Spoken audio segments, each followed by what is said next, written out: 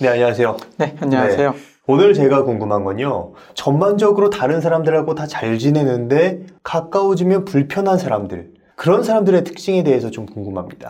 일단 거리가 어느 정도 있는 상태에서 두루두루 잘 지내는 거는 예. 이제 생각보다 조금 더 관계에서 쉬운 영역에 속합니다.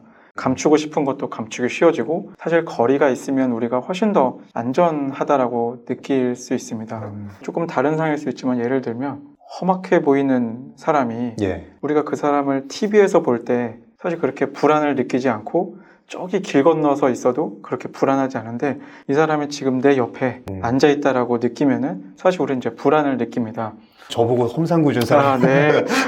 그렇지만 네. 뭔가 그런 상황에서도 네. 이 사람이 내 옆에 있는 우리가 의도와 목적을 분명히 알고 있다. 예를 들면 우리가 같이 버스를 타고 있는데 버스 옆자리다 하면은 좀 무서운 사람이 옆에 있긴 하지만 저 목적으로 있는 거니까 나에게 위해를 끼치지 않을 거다라고 하는데 카페 같은 데 있는데 그 옆에 와서 앉는다면은 누구나 다 불안을 느낄 겁니다. 이렇게 우리가 조금 거리가 멀리 있다면은 안전하다라고 느끼는데 가까우면 가까워질수록 여기에 대해서 우리가 조금 더 불안하다라고 느끼고 경계를 발동하게 되고 이런 관계에 대해서 특히나 불안하다고 느끼는 사람들은 무섭게 생긴 사람들에게 느낀 예였지만 어떤 사람들은 그냥 편안한 사람들도 가까워지는 것 자체로만으로도 이런 불안과 무서움을 느끼는 사람들이 있습니다. 그렇다면 그 이유가 무엇 때문이죠? 결국 관계에 대해서는 애착에 대해서 이제 생각을 항상 해보게 됩니다. 안정된 형태의 애착이 있고 이제 그 외에 여러 불안정한 형태의 애착이 있는데 예. 안정되지 않은 애착을 경험한 사람이나 그런 관계를 경험하고 있는 사람들은 불안을 이제 훨씬 많이 느끼게 됩니다. 예를 들면 우리가 이제 가까워지면 가까워질수록 보이고 느껴지는 부분들이 이게 있기 마련입니다. 예. 그리고 또 가까워질수록 우리가 어떤 불안함 때문에 경계심이 좀 발동하게 되고 경계심이 발동한다 하면은 넘길 수 있는 부분도 우리가 이제 넘기지 못하고 우리의 머리에 포착하게 됩니다. 예를 들어 좀 거리가 있는 사람들이 그냥 웃고 지나가면 우리는 무시할 수 있지만 나와 가까운 사람이 지금 내 옆에서 웃고 있다면은 왜 웃을까에 대해서 좀 더 민감하게 생각을 하게 됩니다. 근데 이럴 때 내가 과거에 겪었던 경험에 기반해서 이 모호한 자극에 대해서 우리가 추측을 하기 시작합니다. 나에 대한 의도가 있지 않을까? 왜 그럴까라고 하면서 자꾸 혼자서 생각을 하고 혼자 화가 났다가 혼자 실망했다가 서운했다가 여러 가지 감정 과정을 겪으면서 혼자 밀어내기도 하고 붙잡아 두기도 하고 좀 힘들어하는 사람들이 있습니다. 그렇다면은 내가 안정 애착인지 불안정 애착인지 알 수 있는 방법이 있을까요? 안정된 애착에 필요한 부분은 대상 항상성과 대상 영속성으로 우리가 생각을 해볼 수 있습니다. 예. 이제 이런 거는 조금 더 어린 시기에 형성되긴 하지만 사실 우리가 느끼지 못할 뿐 성인 시기에도 계속 반복해서 우리가 이 느낌의 영향을 받게 되는데요. 예를 들면 대상 영속성은 쉽게 볼펜이 지금 눈앞에 있는데 가려놔도 이 볼펜은 없어진 게 아니라 잠깐 가려진 거고 걷어내면 다시 있을 거라는 겁니다. 당연하다라고 생각할 수 있지만 예를 들면 사람 관계도 마찬가지입니다. 어떤 사람들은 꼭 옆에 있어야만 이 사람의 마음을 확인할 수 있고 이 사람이 지금 눈에 없으면 계속해서 연락을 해서 확인을 하려고 하거나 이 사람이 나에게 마음을 표현해 줘야만 이 마음이 지금 내 옆에 잘 있다라고 확인하는 것처럼 눈에 보여야만 혹은 나에게 계속 느껴져야만 내 옆에 있다라고 느끼는 경우들이 있는데 대상 항상성이라는 거는 불편한 상황에서도 우리가 긍정적인 경험을 다시 회상해내서 견딜 수 있게 해주는 능력을 뜻하는데 이런 게 잘 안정되게 형성되지 않은 사람들은 옆에 상대가 없으면 늘 불안해하고 계속 확인하기를 원하게 됩니다.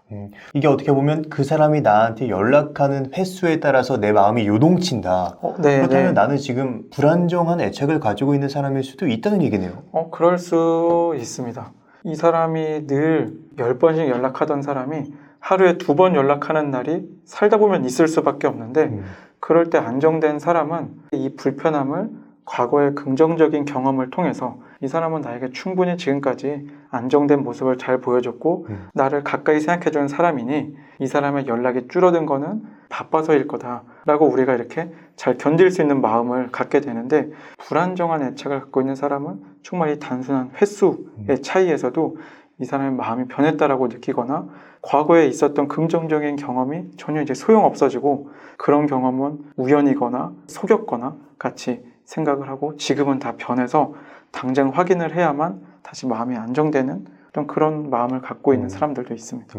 문제에 대한 해결 방법은 조금 이따 얘기하는 걸로 하고 네. 가까워지면 불편한 사람들이 가지고 있는 다른 특징은 어떤 게 있을까요? 내가 또 반면에 숨기고 싶은 게 많아서 오히려 자꾸 경계심이 생기는 경우들도 있습니다. 당연히 숨기고 싶은 부분은 멀리 있으면 안 보이지만 가까워지면 가까워질수록 나도 모르게 드러나거나 내가 숨기고 싶은 부분을 알아챌까봐 가까워지는 것을 불안해하게 느낄 수도 있습니다.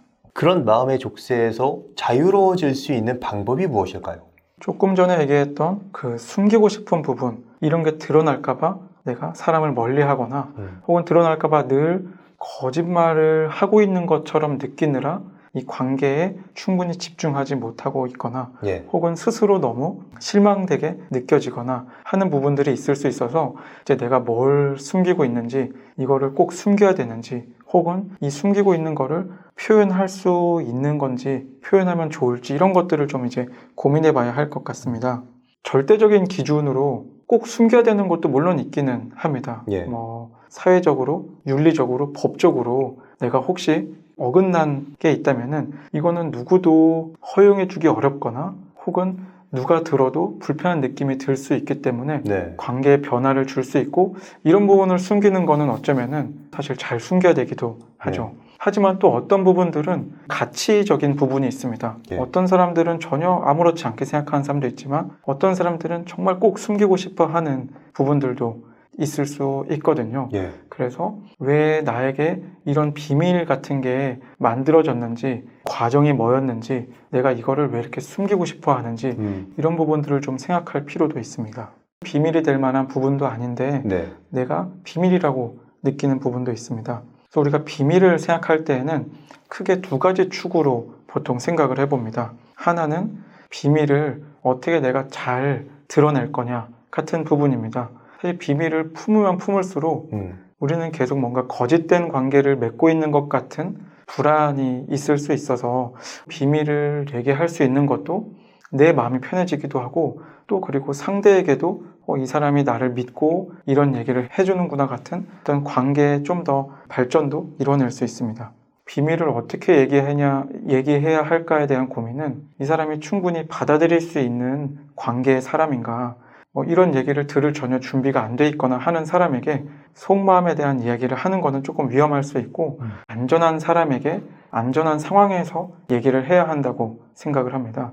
내가 비밀이 있는 경우에서는 말을 할지 아니면 안 할지 선택지가 있는데 비밀이 없는데 비밀이 있다고 느껴지는 경우에는 좀 어떻게 해야 될까요? 이제 내가 지금 정말로 숨기고 싶은 부분은 무엇일까? 내가 이 사람에게 어떻게 보이고 싶길래 이 부분을 숨기려 하는 걸까 같은 부분입니다. 예를 들면 이제 저는 정신과 진료를 보다 보니 많은 사람들이 고민하는 부분은 이 정신과 진료를 보고 있다는 거를 말해야 할지 모르겠다 같은 부분입니다. 일종의 비밀, 내가 숨기게 되는 부분인데요. 그러면 이제 우리가 물론 안전한 상황에서 내가 이룰 수 있는 목적이 있다면 이야기를 해보자도 되지만 또 하나는 이게 왜 이렇게 내가 숨기고 싶을까 같은 부분입니다. 내가 분명히 이 사람에게 어떤 안정된 사람으로 보이고 싶은 마음이 반영되어 있어서 정신과의 진료를 본다면은 부족함이 있거나 지금 내가 안정된 상태가 아니거나 같은 게 드러날까봐 우리가 이제 숨기게 되는데 비밀을 지키느냐 아니냐보다 어쩌면 더 중요한 부분일 수 있습니다. 내가 충분히 이 사람에게 안정된 사람으로 보이고 있다면은 이런 불안들을 많이 줄일 수 있게 되죠. 결국에 중요한 건 원인이네요, 원인. 맞습니다. 왜 내가 이거를 숨기고 싶어 하는가? 내가 이걸 숨겨서 어떤 사람이 되고자 하는가? 자기 자신에게 던져야 하는 질문이라는 느낌이 들었습니다. 네, 맞습니다. 내가 지금 불안정 애착이라면 그래서 인간관계를 맺는 게 어렵다면 이 문제는 좀 어떻게 해결할 수 있을까요? 사실 안정된 애착 경험을 새롭게 하는 겁니다. 과거의 경험이 다가 아니구나. 내가 이런 안정된 마음도 가질 수 있고 나에게 이렇게 안전된 마음을 보일 수 있는 사람이 있구나 같은 새로운 어떤 교정된 감정 경험을 통해서 우리가 안정된 형태로 관계로 만들어 나갈 수 있습니다. 세상은 다 내 뒤통수 칠 사람들만 있어라고 생각했는데 안정된 사람을 만나면서 아, 세상은 이렇지 않았구나 네. 라고 좀 느껴지는 부분이 있는 것 같아요. 네, 맞습니다. 그렇다면 이게 불안정 애착을 가지고 있는 사람들은 보통 관계가 오래 가지 못하잖아요. 네. 그럼 오래 갈 수 있는 그런 사람을 어떻게 알 수 있을까요? 사실 그런 사람을 찾아내서 관계를 이제 만들어 나가야 할 텐데요. 예. 성인 이후에 이런 일관된 마음을 줄 수 있는 사람은 사실 그렇게 많지는 않습니다. 결국은 사랑하는 사람인 경우가 가장 대다수일 거고, 이제 이런 경우도 너무 힘들다면은 치료자, 상담가 같은 사람들과 다시 안정된 경험을 하게 되게 됩니다. 우리가 뭐 이제 사랑의 힘이라고 하죠. 예. 사랑의 힘을 이용해서 내가 불안정한 관계에서 계속 상대를 흔들거나 힘들게 하거나 해도 옆에서 일관된 모습으로 있어주는 사람이 내 옆에 있다면은 거기에서 내가 안정감을 느낄 수 있습니다. 아, 결국엔 내가 요동쳐도 나무처럼 계속 일관된 모습으로 반응으로 네. 나에게 안정감을 줄 수 있는 사람을 찾아라. 네. 그 일관된 모습이라는 게 어떤 모습인가요?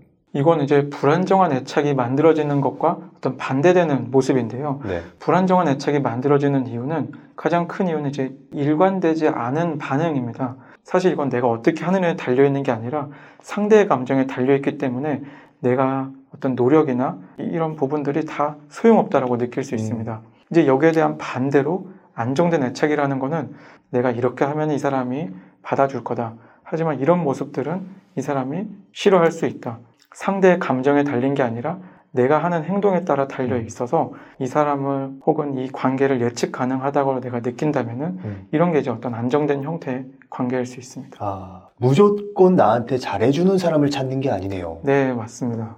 물론 이제 그런 사람이 있으면 좋지만 정말 이 사람도 사람인데 무조건 나에게 허용을 해준다는 게 현실적으로도 어렵고 건강한 관계이기도 어려울 수 있습니다. 예. 내가 이 사람을 너무 힘들게 하는데도 이 사람이 내 옆에 있는다는 거는 이 사람도 이제 지쳐가고 있음을 뜻하는 건데 괜찮아서 그런 게 아니라 네, 점점 지쳐가고 있다는 거다. 네, 이게 참 와닿는 네, 말이었습니다. 네. 예. 물론 우리가 처음에는 내 마음을 좋게 혹은 내 마음을 인정해주기 위해서 해줄 수 있지만 이거를 1년, 2년, 3년, 10년 해줄 수 있는 사람은 뭐 당연히 저는 없을 거라고 생각을 하고 예.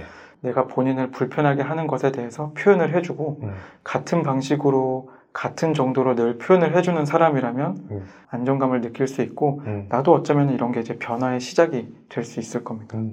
그런 사람을 만나면 예. 가장 좋다고 생각합니다. 아, 예. 그런 사람을 만나는 게 굉장히 중요한 인생의 전환점이 되겠네요. 네. 예. 그렇다면은 인간관계에서 적용할 수 있는 나의 가치를 높이는 방법이랄 네. 만한 게 있을까요?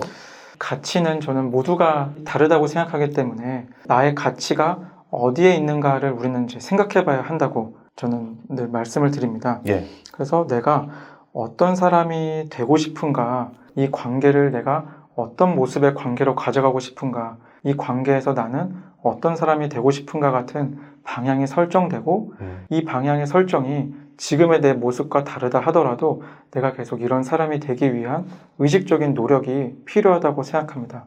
많은 사람들이 사람은 변할 수 있는가라고 하지만 예. 저는 변할 수 있고 변해야 된다고 생각을 합니다. 사실 이런 게 이제 성숙의 과정이고 사람으로 태어나서 일생 동안 해야 된다고 생각을 하고 계속 내가 원하는 모습으로 내가 나를 끌고 가야 된다라고 생각을 하고 예. 내가 원하는 방향의 모습으로 내가 선택을 하고 그렇게 보이고 있을 때 우리는 내가 나를 잘 통제하고 있다라는 만족감도 느낄 수 있습니다. 지금까지의 과거의 경험으로 만들어진 사실 이 경험도 분명히 가치 있기는 합니다. 왜냐하면 여러 가지 경험을 통해서 내가 나를 가장 잘 보호하기 위한 방법으로 지금 내가 마음을 갖고 행동을 하는 거이긴 하지만 가끔은 여기에 마음에 들지 않은 부분도 있을 수 있고 그렇다면 내가 어떤 사람이 되고 싶은가를 고민해서 계속 이렇게 변해 나가야 된다고 생각을 합니다. 과거에 의해서 지금 내가 있지만 네, 그럼에도 불구하고 내가 추구하는 가치를 위해서 사람을 찾거나 노력해야 된다 네, 라고 말씀을 해주신 것 같아요. 네. 사실 과거는 물론 지금의 나를 있게 해준 중요한 부분이긴 하지만 지금 뭔가 나에게 계속 영향을 주고 있는 과거에 대해서 우리가 끝없이 생각하는 거는 혹은 이게 잘 해결돼야만 내가 앞으로 나갈 수 있다라고 생각을 한다면은 예. 우리의 삶은 사실 수시로 멈춰질 수밖에 없습니다. 근데 이게 해결될 수 있는 경우도 있지만 해결할 수 없는 경우들이 훨씬 많기 때문에 예. 나를 불편하게 하는 과거를 해결한다라는 생각보다는 그냥 좀 곁에 두고 지금 내가 나를 위해서 해줄 수 있는 생각과 선택들을 하면서 가다 보면은 지금의 만족감이 잘 쌓이다 보면 이 만족감을 기반으로 우리가 과거의 경험을 다시 해석할 수 있게 됩니다. 그런 일이 있었지만 지금은 내가 잘하고 있구나. 이 경험이 지금은 나에게 더 이상 영향을 주고 있지 않고 있구나. 내가 잘했다 같은 느낌을 우리가 같은 일에도 다른 해석을 할 수 있어서 너무 해결하기 위해서 내가 할 수 있는 것들을 포기하기보다는 한켠에 두고 불편한 마음을 우리가 조금은 감내하면서 지금 내가 하고 싶은 방향으로 선택하고 나아갔으면 좋겠습니다. 예. 어떻게 보면 삶이 어렵잖아요. 그런데 그 포기하고 싶은 삶에서 용기를 주시는 말씀을 네. 해주신 것 같습니다. 네. 지금 당장 우리는 달라질 수 있다라는 네. 말씀이 굉장히 와닿네요. 네. 예. 마지막으로 이제 이와 관련해서 제가 좋아하는 이성복 시인의 예. 상류로 거슬러 오르는 물고기 떼처럼이라는 시가 있는데 그 마지막 구절을 보면은 예. 이제 물고기들이 상류로 올라가는 사진이나 영상을 보면은 사실 굉장히 감동적이거든요. 이 시의 표현으로는 그 몸부림이 어떤 빛나는 정지를 이루기 위한 것이라고 표현되어 있습니다.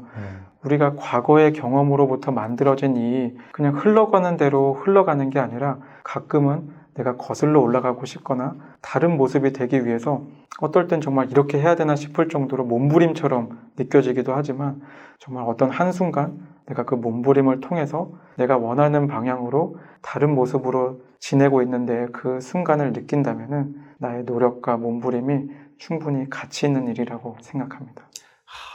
정지. 지금 내가 느끼고 있고 정체되어 있다고 생각하는 그 정지가 사실 앞으로 나아가기 위한 하나의 네, 전환점이다. 맞습니다. 좋은 얘기 해주셔서 감사드리고요. 황인환 선생님을 모시고 인간관계에서 우리가 어떻게 대처를 해야 되고 또 어떻게 바라보면서 앞으로 나아가야 되는지에 대한 이야기를 나눴습니다. 그럼 오늘의 심리학은 여기까지 하도록 하겠습니다. 감사합니다. 네, 감사합니다.